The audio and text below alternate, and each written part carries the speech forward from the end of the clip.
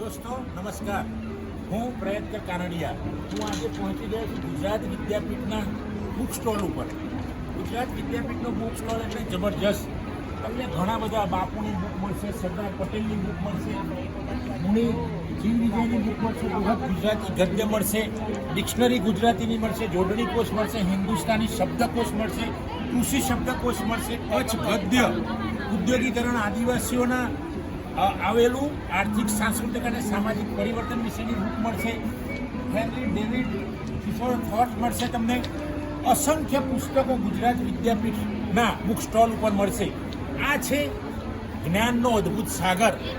આજે અહીંયા અમદાવાદમાં કેટલાક દિવસથી ઇન્ટરનેશનલ બુક ફેસ્ટિવલ યોજાયો છે. એમાં ગુજરાત વિદ્યાપીઠનો એક સ્ટોલ આવેલો છે અને એક સ્ટોલમાં તમે આવશો તો અઢળક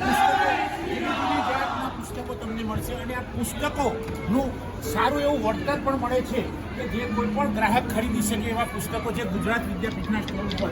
આ જ્ઞાનના અદ્ભુત સાગરમાં મિત્રો તમે પધારો.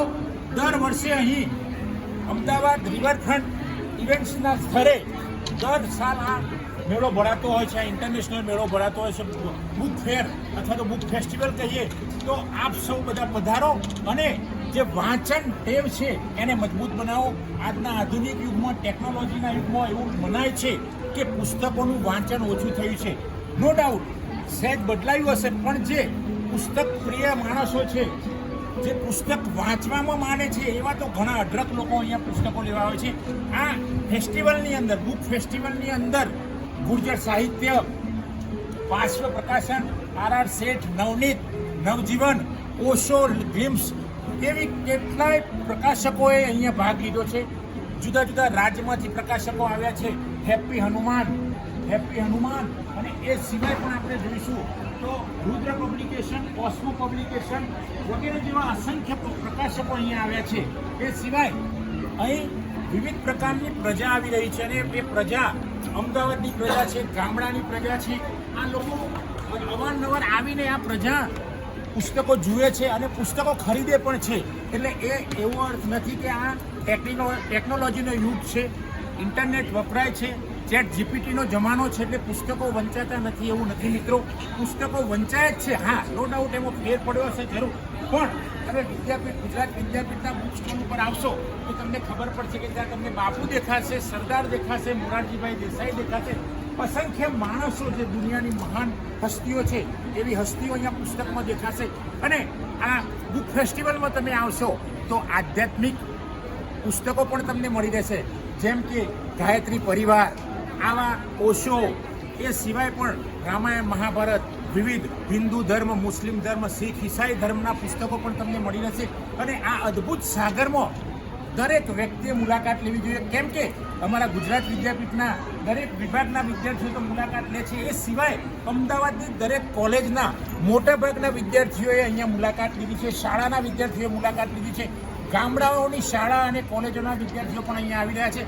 આવા અદ્ભુત જ્ઞાન સાગરમાં જો આપણે ડૂબકી મારીશું તો કંઈક લઈને આવશું, અને આ લઈને આવશું તો કંઈક ત્યાં મોતી એટલે વાંચન દ્વારા આપણે મોતી મેળવશું. આ ડૂબકી સાગરમાં માણીશું તો મોતી મેળવીશું. એ મોતી એવું હશે કે તમે પોતે તો એનો ઉપયોગ કરી શકશો, પણ દુનિયાના અનેક લોકોને પણ એનો ઉપયોગ કરાવી શકશો. તો મિત્રો, આ ઇન્ટરનેશનલ બુક ફેસ્ટિવલમાં આપ સૌ પધારો અને આનો આનંદ માણો. ખાલી તમે આ બુક ફેસ્ટિવલમાં આવશો અને ખાલી આંટો મારશો, ફરશો તો પણ તમને આનંદ આવશે કે હું ક્યાં પહોંચી ગયો. ક્યાંક તમને હનુમાનનો ફોટો દેખાશે, ક્યાંક તમને બુદ્ધ ભગવાનનો ફોટો દેખાશે, ક્યાંક તમને ઓશોનો ફોટો દેખાશે, ક્યાંક તમને સચ્ચિદાનંદ સ્વામીનો ફોટો દેખાશે, તો ક્યાંક કોઈક મૌલાનાનો ફોટો દેખાશે, તો તમને ક્યાંક શીખના કોઈ ગુરુ હશે એવો દેખાશે, ક્યાંક તમને સંત કબીર દેખાશે, ક્યાંક તમને સ્વામિનારાયણ ભગવાન દેખાશે, ક્યાંક તમને મહાવીર ભગવાન દેખાશે, અરે ક્યાંક બંધારણના ઘડવૈયા એવા બાબા સાહેબ આંબેડકર પણ તમને નજરે પડશે. તો આવો મિત્રો, અને અહીંયા બાપુ, બંધારણના ઘડવૈયા, લોકમાન્ય તિલક, લાલ બાલ પાલ આવી વ્યક્તિઓ સાથે પરિચય કરો. અને પરિચય કરવાથી એ પરિચય તમારા જીવનમાં, તમારી નવી પેઢીમાં, આવનાર પેઢીમાં, તમારા વારસામાં ખૂબ જ ઉપયોગી થશે. જો એક માણસ ભણશે તો અનેકને તારશે, અને એક માણસ જો એક સારું પુસ્તક વાંચશે તો એના વિચારો આખા સમાજની અંદર, આખા સંસારની અંદર ફરશે, અને એ વિચારો ફરશે એટલે સારા વિચારો બદલાવ લાવશે, અને બદલાવ લાવવાથી સમાજની અંદર પણ બદલાવ આવશે, રાજ્યની અંદર બદલાવ આવશે, દેશની અંદર બદલાવ આવશે અને આ બદલાવ આવવાથી દુનિયામાં પણ બદલાવ આવશે.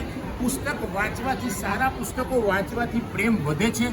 સારા અને ધાર્મિક પુસ્તકો વાંચવાથી ધર્મ પ્રત્યે પ્રીતિ બંધાય છે અને ધર્મ પ્રત્યે પ્રીતિ બંધાય એટલે માણસ હળવો થઈ જાય.